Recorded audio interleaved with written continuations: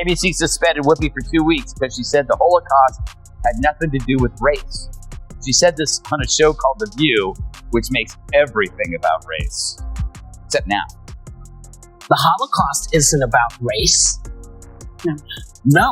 It's not about race. It's about a different race. But it's not about race.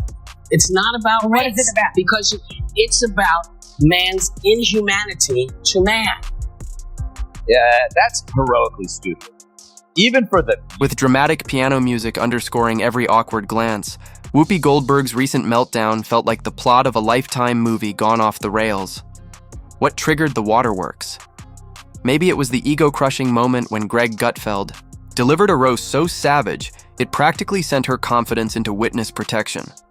Watching Whoopi fold faster than her last failed punchline might make you question if daytime TV is secretly a full-contact sport. Buckle up. This takedown is messier than a Real Housewives reunion in the middle of a hurricane. Happy Wednesday, everyone. Well, not if you're Whoopi Goldberg. AKA Karen Johnson. Yeah, who knew Whoopi was a Karen? I thought that was only for white people, like Toyota Priuses and skiing. Roll it, Francis. Good morning and welcome to The View. You all saw the news. Whoopi will be back here in 2 weeks. Okay? So cute when one of their side gets punished. They sulk like they ran out of raw cookie dough in the green room. Greg Gutfeld, Fox News resident firestarter who wields sarcasm like a flamethrower in a paper-stuffed room, was the undeniable catalyst behind Whoopi Goldberg's on-air unraveling. 1 minute, she was holding court from her faux leather, throne on The View, preaching with poise. And the next, she was coming undone faster than a bargain bin sweater in a spin cycle. Today on The View, otherwise known as Hell's DMV, Whoopi Goldberg asked how much different are the values of the Trump administration from the Taliban. We have a leader who has repeatedly demeaned women, right? Wants to defund organizations that benefit women, calling on the media to shut up, specifically wants to give preferential treatment based on religion. But let's not act like this breakdown caught anyone off guard. Whoopi's been inching toward this moment like it was a long-awaited vacation she booked months ago. What was supposed to be a spirited discussion has devolved into the televised chaos of 5 glitchy Siri assistants arguing over who's the moral authority. And right at the center is Whoopi, waving her metaphorical tambourine like a deranged conductor, convinced she's the true voice of the people, because in her, mind volume equals virtue. Wow. Talk about groundbreaking to actually hear a celebrity say something mean about the Taliban. How dare they compare them to Trump? The Taliban should sue. Guess they ran out of Hitler analogies. So as they bash the president, I'm reminded how entertainers rarely express any rage over any strand of misogynist Islamism. If they did, we might take their rage toward Trump seriously. A reminder, the Taliban throw acid in girls' faces for going to school. Yeah, I guess that's like defunding Planned Parenthood. Radical Islam is all for killing gays, and I guess that's the same as making some rude jokes. No, Trump's past rudeness is a product of a rude culture, one fed and fattened by a coarse entertainment industry. She responded with all the emotional intensity of a damp napkin, grand expressions, theatrical flair, and that familiar look of stunned disbelief, as if someone had actually dared to question her throne. Enter Greg Gutfeld, wearing his trademark smug grin and armed with razor-sharp sarcasm. When he finally snapped and clapped back, the blow hit so hard it felt like it echoed across half the cable lineup. Whoopi looked genuinely blindsided, as if royalty had just been heckled from the cheap seats. Canada apparently are throwing tariffs on manatee meat and bovine semen, which means The View is very unhappy. Sausage maker Johnsonville is recalling more than 42,000 pounds of pork sausage for possible contamination with plastic fibers.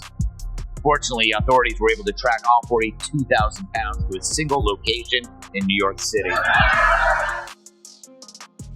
Let's be clear, this wasn't just a casual roast. Greg Gutfeld didn't merely ruffle feathers. He methodically dismantled Whoopi's arguments, exposing the shaky logic and surface-level justifications behind her passionate monologue. While I She rambled about whatever trending cause had recently made the rounds in her social bubble. Gutfeld zeroed in with surgical precision. And true to form, Whoopi didn't respond with reason. She flailed. Over-the-top theatrics have become her signature move. She doesn't debate. She performs. Like a magician pulling a dove from a hat, she unveils her favorite trick, the teary-eyed cry of, "How dare you?" the moment she's challenged. The invisible oppression card gets played so fast, it's practically muscle memory. But don't be fooled. This wasn't vulnerability on display. It was showmanship. Stepping back, it's no secret The View has morphed into a cozy echo chamber, a talk show where critical thinking quietly fades beneath. A torrent of hyper-caffeinated banter and strained smiles. The hosts nod along like polite bobbleheads, pretending to debate while mostly competing to declare the most obvious point with the most inflated sense of self-importance. And Whoopi? She leads that parade proudly, lobbing out half-formed opinions, with the confidence of someone who skimmed a headline weeks ago and now lectures as though she wrote the book. Their brains are small. But who's the dumbest one of all? True, none of them are in Mensa, but who's the most densa? Perhaps it's Sunny who mastered the art of making idiots look smart. Now The View could ask a mirror who's the dumbest one of all, but there's no way that glass doesn't shatter. So instead, let's check out this clip from Monday's episode of The View when the ladies put their science caps on and discuss this. The panel either changes the topic or, in the case of a guest, quietly guides them into irrelevance. These days, The View feels less like a daytime talk show and more like a live-action Twitter mob. So when Greg Gutfeld stepped in, it wasn't just with quips. He came armed with truth bombs aimed squarely at a set built entirely on emotion. He confirmed what viewers have suspected for years. The show's self-righteousness is so thick. It might as well be listed as the sixth co-host. And then there was Whoopi, mid-monologue, suddenly interrupted. Her expression morphing into a regal scowl that practically screamed, "How dare you challenge me, peasant?" It was as if she'd wandered into a logic seminar by mistake. What followed was the signature deep sigh, the kind that implies the moral weight of the universe just landed squarely on her expensive brooch. Then came the meltdown, a swirling storm of muddled academic jargon, foggy historical name drops, and what looked suspiciously like interpretive rage dancing. Nothing says prime-time train wreck quite like a host trying to cry without smudging her eyeliner while ranting about topics she only half understands. You could almost hear the control room scrambling to hit the commercial button, because even they knew this moment was spiraling beyond repair. Well, that's not what I read, but maybe, maybe you know better. All those things together would maybe lead one to believe that, either climate change exists, or something is really going on. Earthquakes are not at the mercy of climate change. It's on the ground. It happens, and the eclipse, they've known about the eclipse coming because eclipses happen, and they actually can say when these things are going to happen. Amazing. That's not what I read. The true sign of the apocalypse is someone that dumb has a law degree. Worse, if your name has the word sun in it, there's no excuse for not knowing how an eclipse works.